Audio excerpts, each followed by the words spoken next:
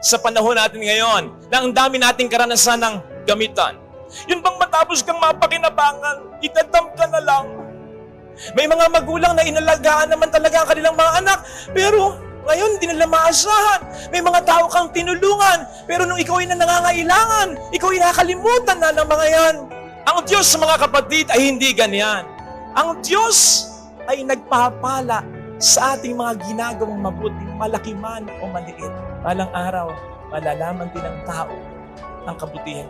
Totoo, ang sabi ng Panginoon, kapag gagawa ka ng mabuti, huwag mo nang ipaalam ito, pero hindi niya ini-intend na mabaon sa limot ang ginagawa nating mga kabutihan. Ang sinasabi niya sa puntong iyon ay ganito, gusto niya, siya ang mag-reveal nito sa tao. At pag nangyari yon, mas ma-appreciate mo, sapagkat hindi ikaw, hindi ang sinong tao, kundi ang Diyos ang mag-reveal sa lahat ng kabutihan.